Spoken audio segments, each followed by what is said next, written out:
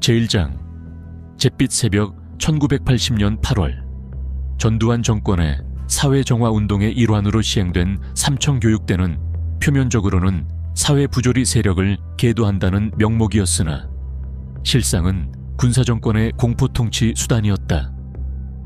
법적 절차 없이 약 6만 명의 시민들이 강제 연행되어 군대식 순화교육을 받았으며 이 과정에서 수많은 인권유린과 사망사건이 발생했다. 새벽녘 창문 없는 좁은 방의 콘크리트 바닥에 웅크린 채 김민수는 떨리는 숨을 몰아쉬었다. 열흘 전 그는 그저 친구들과 술 한잔하고 돌아오는 길이었다. 경찰이 불심검문을 하더니 문신 하나 때문에 그를 폭력배 연루자로 지목했다. 재판도 변명의 기회도 없이 그는 이곳 강원도 어딘가에 삼청교육대로 끌려왔다. 일어나 전원운동장으로 집합. 새벽 4시 확성기를 통해 울려 퍼지는 고함소리에 민수는 몸을 일으켰다. 어제 훈련에서 부상당한 다리가 여전히 쑤셨지만 느리게 움직이는 것은 또 다른 특별 교육을 의미했다. 그는 다른 수용자들과 함께 뛰쳐나갔다. 운동장에 도열한 수백 명의 사람들 중에는 다양한 얼굴들이 있었다. 시위에 참여한 대학생, 길거리에서 잘못 걸린 회사원, 불황자로 몰린 실업자, 그리고 그저 운이 나빴던 평범한 시민들. 이들을 하나로 묶는 것은 오직 이 잔혹한 교육 시스템 속 희생자라는 사실뿐이었다. 너희들은 사회의 암덩어리, 정화되어야 할 쓰레기들이다. 교관의 외침이 새벽 공기를 가르며 울려 퍼졌다. 민수는 차렷 자세로 서서 눈을 감았다. 그의 머릿속에는 아내와 3살 배기 딸의 얼굴이 떠올랐다. 그들은 자신이 어디에 있는지조차 모를 것이다. 오전 훈련은 언제나처럼 무자비했다. 팔굽혀펴기 500개, 오리걸음, 철인 달리기. 쓰러진 자는 곧바로 구타당했다. 교관들은 이를 정신교육이라 불렀다. 민수 옆에 40살 남자가 쓰러져 일어나지 못했다. 그는 심장질환이 있다고 했었다. 교관들이 달려와 그를 질질 끌고 갔다. 민수는 다시 볼 수 있을지 의문이었다. 점심시간 콩나물국과 쌀밥 한 숟가락이 전부였다. 민수는 한 젊은 남자가 자신에게 다가오는 것을 봤다. 수용자들 사이에서는 말을 섞는 것이 금지되어 있었지만 그는 몰래 쪽지를 건넸다. 항의할 수 있어. 가족들에게 알려야 해. 이건 불법이야. 민수는 재빨리 쪽지를 삼켰다. 그날 오후 그 젊은 남자는 사상 불순분자로 분류되어 더 가혹한 특별교육장으로 끌려갔다. 밤이 되자 그곳에서 비명소리가 울려 퍼졌다. 불면의 밤, 민수는 벽에 기대어 생각했다. 자신은 결코 범죄자가 아니었다. 그저 문신 하나로 인생이 뒤바뀌었다. 법적 절차도 없이, 판결도 없이 그는 이곳에서 얼마나 더 버텨야 할지 알 수 없었다. 유일한 희망은 가족들이 자신을 찾아내고 이 비인간적인 시스템이 언젠가는 세상에 드러나리라는 믿음뿐이었다. 제2장 지옥의 나날들, 사람이 이렇게까지 변할 수 있을까? 민수는 거울 앞에 선 자신의 모습을 알아보지 못했다. 삼청교육대에 끌려온 지 한 달, 그의 몸무게는 15kg이나 빠졌고 눈은 깊게 움푹 들어갔다. 매일같이 반복되는 구타와 굶주림, 그리고 끝없는 교육은 그의 육체뿐만 아니라 영혼마저 갉아먹고 있었다.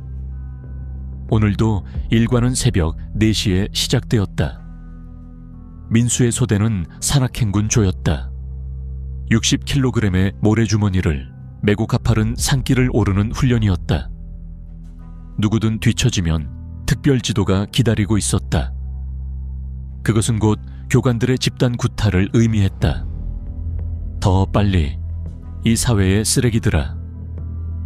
교관의 채찍이 허공을 갈랐다. 민수 앞에 있던 50대 남성이 비틀거리다 쓰러졌다. 그는 사업 실패로 빚을 지고 사회 불순분자로 분류되어 끌려온 사람이었다. 일어나지 못하면 여기서 끝이다. 교관들이 쓰러진 남성에게 달려들었다. 다른 수용자들은 앞만 보고 걸어야 했다. 뒤돌아보는 것조차 불어되었다. 민수는 그 남성의 신음소리가 점점 작아지다 완전히 사라지는 것을 들었다. 또 하나의 사고사가 발생한 것이다. 점심 식사 시간, 민수는 자신의 밥을 먹지 못했다. 아침의 광경이 계속해서 머릿속을 맴돌았다. 옆자리의 청년이 그의 밥그릇을 살짝 당겼다. 먹어. 살아남아야 해. 그는 대학생이었다. 민주화 시위에 참여했다는 이유로 끌려왔다고 했다. 민수는 고개를 끄덕이고 억지로 밥을 입에 넣었다. 살아남는 것, 그것이 이곳에서의 유일한 목표였다.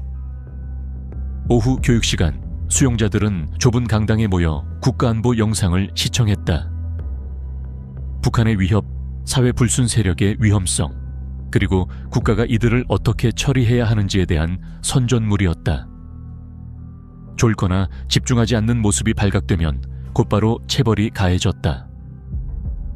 사상교육 후에는 반성문 작성.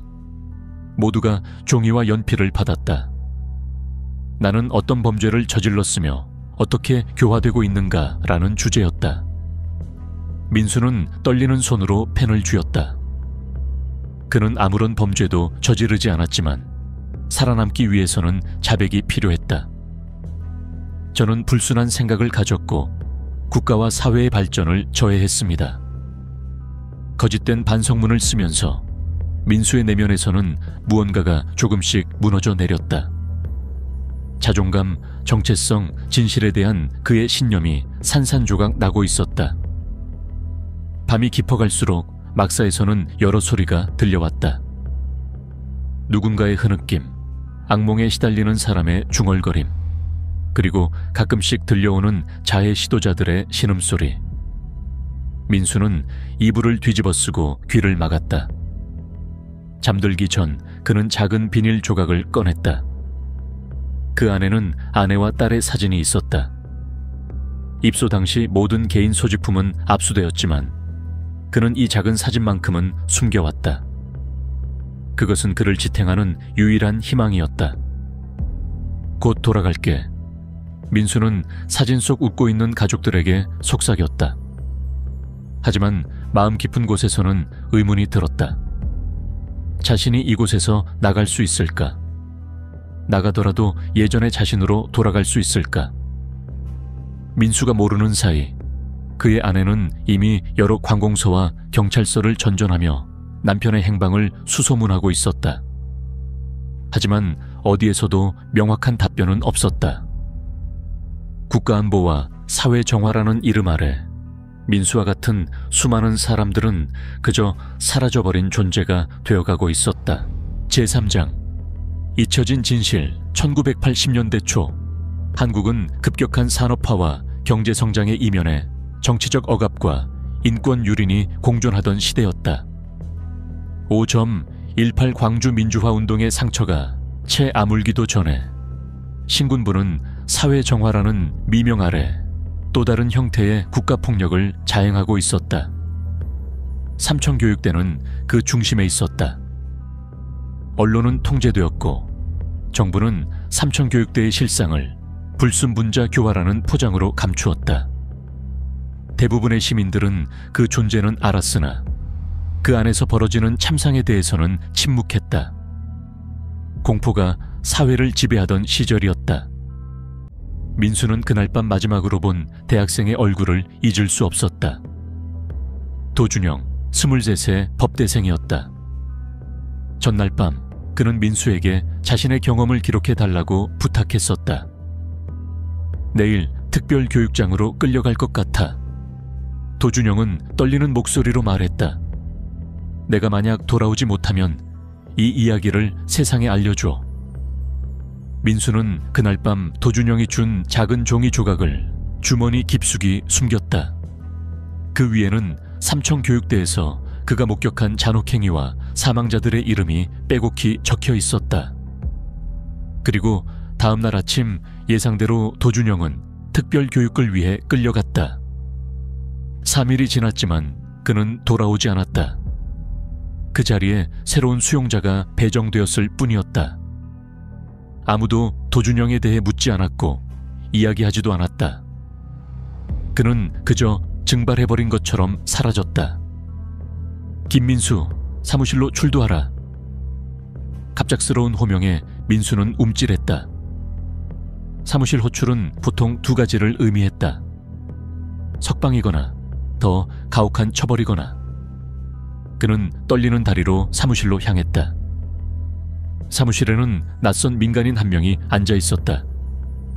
그는 민수에게 신분증을 보여주었다. 국가인권위원회 소속이었다.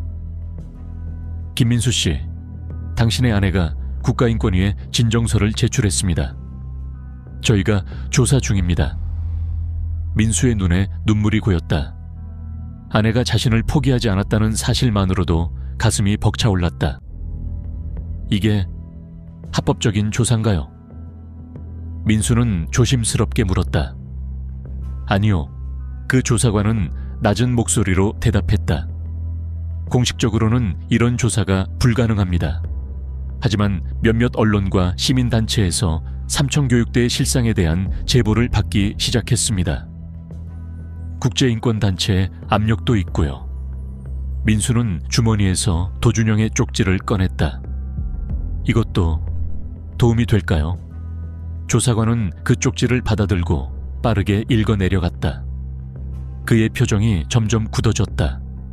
이건 매우 중요한 증거입니다. 이 쪽지를 준 사람은 어디 있습니까? 민수는 고개를 저었다. 모릅니다. 사흘 전에 특별 교육을 받으러 갔고 돌아오지 않았습니다. 조사관은 깊은 한숨을 내쉬었다. 알겠습니다. 김민수 씨, 조금만 더 견디세요. 우리가 최선을 다해 당신을 여기서 빼내겠습니다. 조사관이 떠난 후 민수는 막사로 돌아왔다. 희망의 불씨가 생겼지만 동시에 두려움도 커졌다. 만약 그 조사관의 방문이 교관들에게 알려진다면 도준영의 운명이 자신에게도 닥칠지 모른다는 공포가 엄습했다. 그날 밤 민수는 도준영이 사라진 빈자리를 바라보며 생각했다. 이 모든 잔혹함과 부당함이 과연 언젠가 세상에 알려질 수 있을까? 자신과 같은 평범한 시민들이 겪은 고통이 역사에 기록될 수 있을까? 바깥 세상에서는 서서히 변화의 바람이 불기 시작했다. 몇몇 용기 있는 언론인들과 인권활동가들이 삼청교육대의 실상을 파헤치기 시작했다. 해외 언론에서도 한국의 인권 상황에 대한 비판이 일어났다. 그러나 이러한 움직임은 아직 미약했고 정부의 강력한 통제 아래 많은 진실이 은폐되고 있었다. 민수는 별이 빛나는 밤하늘을 바라보았다. 철조망 너머의 세상, 자유와 정의가 살아있는 세상으로 돌아갈 수 있을까? 그는 도준영과 같은 희생자들의 이름을 마음속으로 되뇌었다. 그들의 희생이 헛되지 않게 하기 위해 살아남아 진실을 말해야 한다는 결심을 굳혔다. 제4장. 긴 겨울의 끝, 자유라는 것이 이토록 무거울 수도 있을까? 석방 통지를 받고 삼청교육대를 나온 지 한 달, 민수는 여전히 밤마다 악몽에 시달렸다. 그의 몸은 자유의 땅에 있었지만 마음은 여전히 그곳에 갇혀 있는 듯했다. 갑작스러운 소리에 움찔거리고 군복 차림의 사람만 보아도 심장이 빠르게 뛰었다. 의사는 이를 외상 후 스트레스 장애라고 불렀지만 민수에게는 그저 삶의 일부가 되어버린 공포였다. 집으로 돌아왔을 때 아내와 딸은 그를 알아보지 못했다. 석 달 만에 그는 완전히 다른 사람이 되어 있었다. 한때 늠름했던 체격은 앙상해졌고 밝던 눈빛은 두려움으로 가득 찼다. 무엇보다 그의 영혼이 변해버렸다는 것을 아내는 직감했다. 도와줄게요. 아내는 매일 밤 악몽에서 깨어나는 민수를 안아주며 말했다. 우리 함께 이겨낼 수 있어요. 민수의 머릿속에는 여전히 삼청교육대의 기억이 생생했다. 도준영의 마지막 모습, 특별교육장에서 들려오던 비명소리, 그리고 반복되는 폭력과 굴욕. 그는 이런 기억을 떨쳐내고 싶었지만 동시에 잊어버리는 것이 두려웠다. 잊는다는 것은 그곳에서 희생된 사람들을 배신하는 것처럼 느껴졌다. 어느 날 도시 한복판에서 민수는 전직 교관을 마주쳤다. 그 교관은 평범한 시민의 옷차림으로 가족과 함께 걸어가고 있었다. 순간 민수의 몸이 경직되었다. 그 교관은 삼청교육대에서 가장 잔인하기로 악명 높았던 사람 중 하나였다. 도준영을 특별교육장으로 끌고 간 것도 그였다. 민수는 충동적으로 그를 따라가려 했다. 그러나 발걸음이 떨어지지 않았다. 무엇을 할 수 있을까? 그를 고발한다 해도 증거는 없었다. 삼청교육대의 모든 문서는 이미 파기되었을 것이고 정부는 여전히 그 실상을 부인하고 있었다. 대신 민수는 집으로 돌아와 펜을 들었다. 그는 자신의 경험을 하나하나 기록하기 시작했다. 도준영이 남긴 메모의 내용, 목격한 인권 유린 사례들, 그리고 사라진 사람들의 이름까지. 이것이 그가 할 수 있는 유일한 저항이었다. 몇 주 후 민수는 용기를 내어 한 시민단체의 문을 두드렸다. 그곳에서는 이미 삼청교육대 피해자들의 증언을 모으고 있었다. 민수와 같은 생존자들이 하나둘 입을 열기 시작한 것이다. 증언하는 것이 두렵지 않으세요? 단체의 활동가가 물었다. 두렵습니다. 민수는 솔직히 대답했다. 하지만 침묵하는 것이 더 두렵습니다. 그곳에서 사라진 사람들을 생각하면 그의 증언은 다른 생존자들의 증언과 함께 작은 책자로 엮여졌다. 처음에는 지하철 판물로 몰래 배포되었지만 민주화의 바람이 거세지면서 점차 공개적으로 논의되기 시작했다. 1988년 국회 청문회에서 삼청교육대의 인권 유린 실태가 공식적으로 다루어졌을 때 민수는 증인으로 출석했다. 제 이름은 김민수입니다. 저는 삼청교육대 피해자이자 생존자입니다. 떨리는 목소리로 시작한 그의 증언은 텔레비전을 통해 전국에 생중계되었다. 그는 도준영의 이야기, 그리고 수많은 무명의 희생자들의 이야기를 세상에 알렸다. 국민들은 충격에 빠졌고 정부는 마침내 삼청교육대의 불법성을 인정할 수밖에 없었다.